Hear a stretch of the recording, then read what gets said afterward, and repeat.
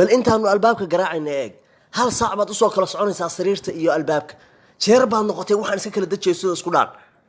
maya laabta kuma gelin kara iga daayaaqay hay dhibina maxaa laabta ku geliyaa adiga dhan baa soddon isku jire wabay ninkaan muxuu ahaa war balqoodhiin iyo xeradiin iyo xaniintiin maxaa iga qabta ninkaa meesha ii jiifa muxuu ahaa ninkuma hadashid waa wiilka yarkaa agoonka ahaayoo xalimada dariskeennaa dhashay miyaadan garanayn balaaya ku darisatay ninkaas 3 mitir ataa meesha igu soo xaraysay baa haddana waxay leedahay waa wiilka yarka ahaayoo xaliima dhashay wiilka yarka xaliima dhashay muusan nin ahaynaya war hoos u hadal aduu hadda ilmahan ha nagu toosin dariiqan aayar soo mar hawshaada qabso maxaa ku dhibaya toddobaad ilaa wax maanu saarin hadduu xitaa soo jeedo wallaanan u joojinayn baan ku iri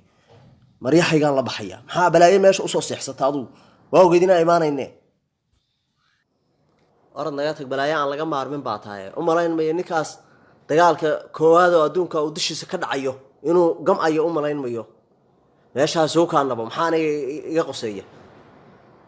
waxaaniyo balaayo beesha iskala imaanaysa chief ama isnab wallaan shaqadaydu kuu baaqanayn adigi sug maryahaaga dayso ballayrka aan damiye sug maryahaaga dayso war meeshan waa meel jindagay aan isaga bixiyaa kabahaygii ifiya hey nagadaa layrka iimaanka alla kaa qaadiyo ruuxaan muxuu ahaa naga saar waxaan shaydaanka ibliiska meesha aan noo soo gelisin intee caawa nagadaa habaarka orodoo kudkoo kaaga tagnay iimaanka alla kaa qaadiyo gurigaa baa iyo ma ninka inta cod ku leeyahay baa cunuga xalimaa